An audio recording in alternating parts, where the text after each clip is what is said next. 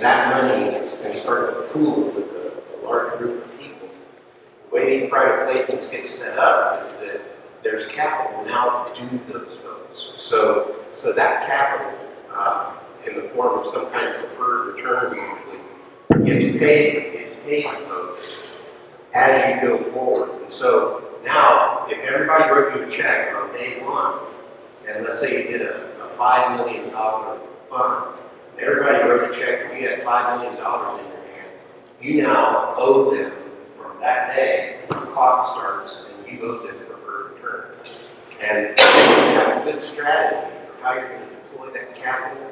Now that you've got it, how am I going to deploy it? How am I going to deploy it? So it's out there making money for these investors and for me. And I have to pay them first. So you can find yourself in a position where you're not efficiently deploying the capital, and you owe them a lot of money.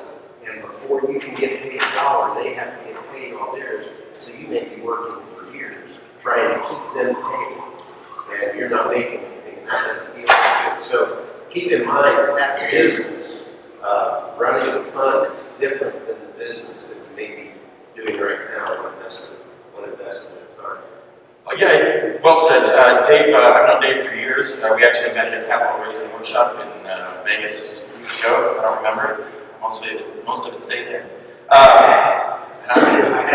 He did have that. That's the only way I can find it. But he actually works with people to help raise money. So if this is your first go around, look into maybe hiring someone to help you. But it does change. So, you now, instead of being private and only working for yourself, once you bring on investors, you work for a group of investors now, and there are reporting requirements depending on the type of raising you do. And if you're not used to disclosing, it could be a different game, even though I don't think there are disclosure requirements in the 506. It's more about protecting yourself. Yeah, it's more about protecting yourself for sure. If somebody's going to sue you, and they sign this stack of paper that says this could go wrong, this could go wrong, this could go wrong, and that's one of the things that goes wrong, and you let them know about it, then it gives you. Yeah. So let me tell you something about raising capital. Is that in this day and age, things are permanent. Does that make sense? So if you do a good job, people may not thank you, but if you do a bad job, it will usually be broadcast over the internet. And the key, especially with Title II and the way crowdfunding is working now, is it's the follow-on funding is where the riches are. So you always want to make sure that you're taking care of your investors. The number one, so people understand that mistakes happen, right? The number one rule is just to be honest and bad news early, right? A lot of people want to hide and think it'll get better. Bad news early. Let them know what's going on, right? And be honest. It's the best way. When you start hiding, people got to start guessing. They start thinking the worst, and they tell everybody. So just be honest, right? And you can usually work yourself out of the hole. The only worst ones I've seen is when people try to hide. So, any other questions, comments, complaints, concerns? Yes. Are you typically setting up a different entity, and that entity is kind of the participant that you would find? No. So the way that a lot of companies do it is they'll have their company that executes, and they'll start. Let's say it's John's wholesale business, and then they'll start John's Investco, right? And then they'll raise the money, and then that one SPV, a special purpose vehicle, will invest in the cap table of the wholesaler. Does that make sense? So it can be that way. So Reg A plus, you're not going to be able to do that. You're going to have to bring all the people under your cap table. But what do you call it? It used to be very difficult to have a lot of people on your cap table and how to manage them, right? But with automation and the revolution that is coming with a lot of the crowdfunding, it's not so difficult to have a lot of portals. But yeah, a lot of people set it up that way, an SPV, a special purpose vehicle, everybody invests in that, and then you have one investor to deal with.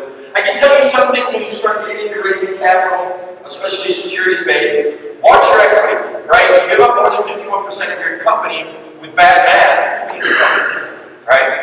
Other questions, comments, complaints, concerns, suggestions? All right. Look, we're going to have a great conference this year, over 1,100. So where we're at in the industry right now is it's all of the big institution guys that kind of came in here. I just left one.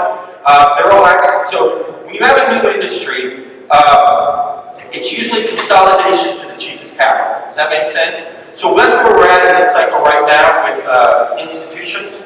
Is that all the big institutions that were able to access the secondary market through the single-family rental pass-through certificate are consolidating right right now. So they really slowed down their buying and they really paused their buying. So when this industry first started, it was a bunch of wholesalers looking to expand further, right? And then all of a sudden the institutions came in, and then structured capital for this asset class came in, and then the frenzy's been on for a few years. Now, the people who've been able to access the secondary market, everybody's been just kind of combining. So I worked at Silver Bay before, right? We're buying the American home. You know, your invitation is looking at Colony, your Starpoint is looking, or Starpoint is looking at somebody else.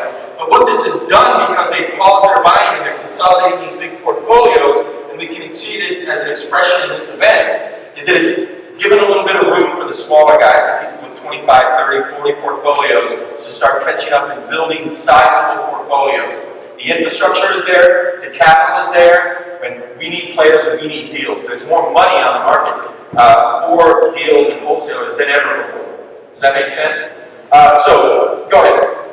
So I have a question. These big funds that have put out offerings, a lot of them, they're coming due in late 2016 or 2017. Right. They don't securitize, they got to come to these properties, they've got thousands of them. And they're all coming to the market at the same window. What do you see coming here? Am I missing this, or is this a big... Well, I don't know. So how many homes are there in the U.S.? 70 million, 80 million homes in the U.S., right? The investors own about 14 million of those homes, so it's a small percentage of it, 20% roughly, right? And then, if you look at the institutions, I think that they own, what, 250,000 to 14 million? So, I look at the expansion that's possible. So, we're starting to see right now, there is an influx of portfolios, assembled portfolios on the market right now. Average fund is 5 to 7 years. So if you started a fund in 9, 10, you're kind of coming to the end of it right now. We're starting to see them dump on the market. I think that we will see a lot of portfolios come on the market where they either can't raise the money or they can't extend the fund. But usually in fund documents, it says that you'll do your best effort to sell them off. It doesn't mean that there's a hard sell time. It says at the end of 5 years, we will start liquidating our portfolio, right? But it doesn't mean they have to do a fire sale on it if it's cash flowing. It doesn't mean that they're going to let it go. But to answer your question is that we will see a lot of homes start to come on the market, but I believe that the prices have elevated. Given a couple of years, the first-time home buyer will be back in the market, right? So we're in a weird place in the marketplace right now in that, how are we doing, buddy? Good? Done? Fine? All right. We're in a weird place right now. Okay, perfect. We're in a weird place in the marketplace right now where we are seeing a recovery in the real estate market that is not being participated in by the first-time home buyers. Usually first-time home buyers dictate the markets, right? But because of the tightness of the credit markets and the mortgage side, the first-time home buyer participants have not been able to participate, right? And then they go into Generation Y and all that, and they don't buy. I don't believe that, by the way. I believe that in a life cycle, we had kind of a downturn that we had taken people out, but eventually life cycles will kind of take over, and people get married at a certain age, people have kids at a certain age, and then life cycle dynamics kind of force you into the marketplace, right? Dave, one of the things that I think that probably happened with those portfolios is they either have provisions that allow the investors to continue, so they can stay, or it's the guys who create it just go create a parallel one. And all those investors just move over there because the returns are there. So that's about where the money wants to go. If it still makes sense, it's only if the portfolio starts off. And you know what? So that's a good point. So I don't think that's going to be a very big problem. I think that a lot of people forget that during the downturn we paused building in the U.S. Right? Not only that, the foreclosure process took a lot of homes off the marketplace. And a home that is vacant dilapidates fast. I mean, it goes down here really bad. And depending on the neighborhood, it could go down really fast.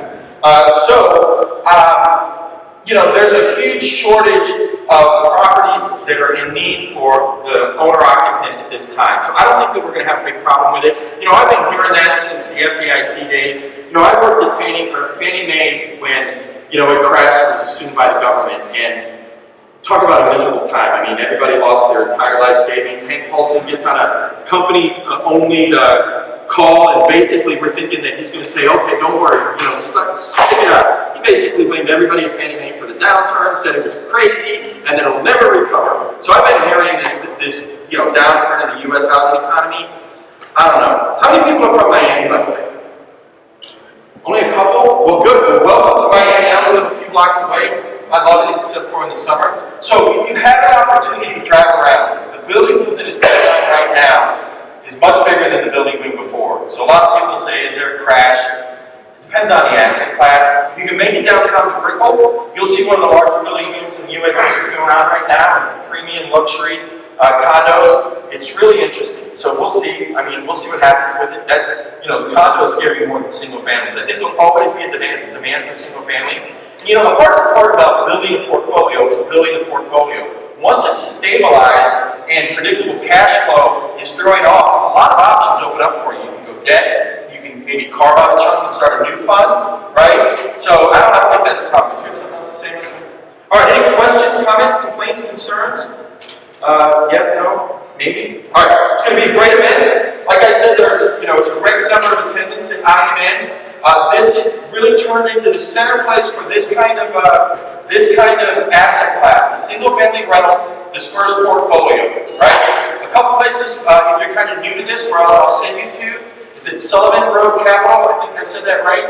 If you go to his site, the guy that runs it used to be an analyst at Chase, and he wrote really about 5 or 6 white papers that excellently describe this asset class, where it's going, and how it fits into the commercial space. So a lot of people still think that the single-family rental portfolio isn't really a commercial asset. But if you read his papers, you'll see that it fits in very well, especially it complements a multifamily portfolio very well. So in a multifamily portfolio, multifamilies in the U.S. are typically centered around an urban core. They're usually 1 to 2, sometimes very limited 3 twos in them, right? And then when you get out to the suburbs, there really aren't any single families. So if I'm a multifamily owner and somebody has a baby or somebody gets promoted or they need a 3-2, but they graduate out of my portfolio, right? So if I can bring in this first single-family rental as a targeted MSA, I can really start to own that MSA, metro service area by the city, right? So it's fascinating where we're going. We'll see where it goes from here. All right, that's all I got. Listen, go up and meet people. You'll see people here that you won't have access to in other places. The one thing, so when I first started in this kind of asset class was looking for a home, 5-star, REO Mag, some of those, and being an asset manager was just a bunch of realtors looking for listings, right? Well, that's not this event. When IMN came on the scene 3 or 4 years ago, they have the ability to bring in the Wall Street players, and it has really become a home for it. So look at the attendee list, look at the speakers, make a target list and go up and introduce yourself, get their card, right? Because you won't have opportunities to meet them outside of this. This will be held again in Arizona for more of a West Coast, but it's still well attended. And the last but not least, use Direct Connect. If you're registered for the conference, you have access to Direct Connect. You're not given their email, but if they connect with you, it goes right into their email box. And I have countless opportunities through there. All right, any last questions, comments, complaints? Yes? I think it's Sullivan Road. Does anybody know? Yeah, Sullivan Road. He's really pioneering this. They're behind, they really define the asset class. They're behind Havenbrook, I think. Something like that. All right, well, that's all I got. Have a great conference, and let's go get them.